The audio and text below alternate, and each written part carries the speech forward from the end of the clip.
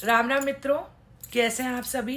मैं रेवा द्विवेदी एक बार फिर से अपने चैनल पर आप सबका स्वागत करती हूँ।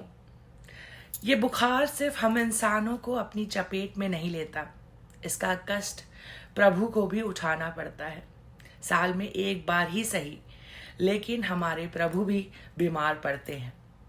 जी हाँ, आपको जानकर आश्चर्य होगा कि समस्त जीवों को, पूरे ब्रह्मांड को रोग मुक्त करने वाले श्री जगन्नाथ स्वामी जी हर साल ज्येष्ठ मास की स्नान पूर्णिमा को बीमार पड़ जाते हैं।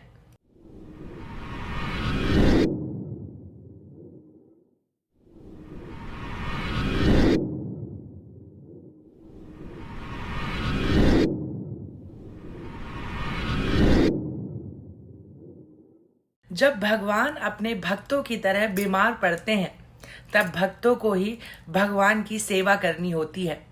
डॉक्टर बकायदे चेकअप करते हैं। फलों का रस, दलिया, काढ़ा, इन सब चीज़ों से भोग लगाया जाता है। 15 दिन के लिए जगन्नाथ स्वामी का कपाट बंद रहता है। श्री जगन्नाथ स्वामी जी अपने भक्तों को 15 दिन तक दर्शन नहीं देते। जब श्री जगन्नाथ स्वामी जी स्वस्थ हो जाते हैं, तब वह अपने भक्तों से मिलने के लिए रथ में सवार होकर आते हैं। इसी रथ यात्रा को सुप्रसिद्ध, जग प्रसिद्ध जगन्नाथ रथ यात्रा कहा जाता है। यह रथ यात्रा प्रत्येक वर्ष आषाढ़ मास के शुक्ल पक्ष के द्वितीया तिथि को निकाली जाती है।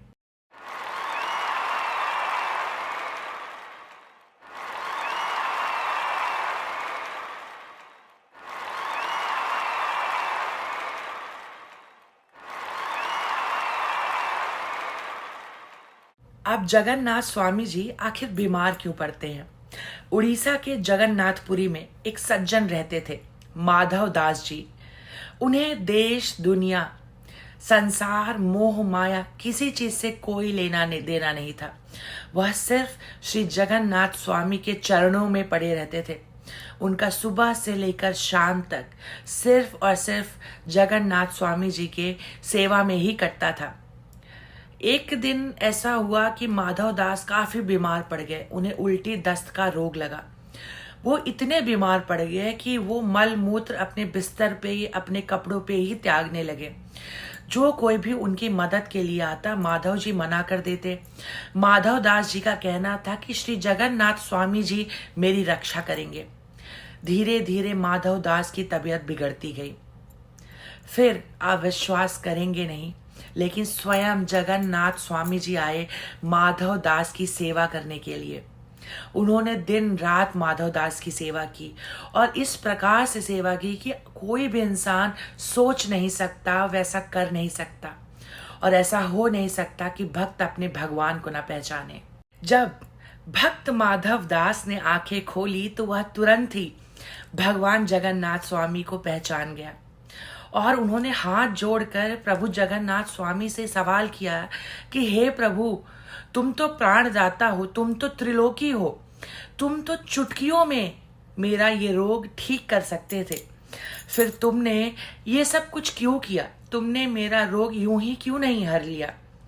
तो जगन्नाथ स्वामी जी ने कहा कि इंसान को अपना प्रारब्ध इसी जन्म में काटना पड़ता है। अगर वह अपने प्रारब्ध, अपने कष्टों को, अपने फलों को इस जन्म में नहीं भोगता, तो उसे उन्हें काटने के लिए अगला जन्म लेना पड़ता है। और मैं नहीं चाहता कि मेरा प्यारा भक्त एक छोटे से प्रारब्ध के कारण अगला जन्म ले। श्री जगन्नाथ स्वामी जी कहते हैं कि मैं तुम्हारी बात नहीं टाल सकता, चूंकि तुम मेरे सबसे बड़े भक्त हो और तुम्हारा अभी 15 दिन का रोग बचा हुआ है, इसलिए ये 15 दिन का रोग मैं अपने ऊपर लेता हूँ।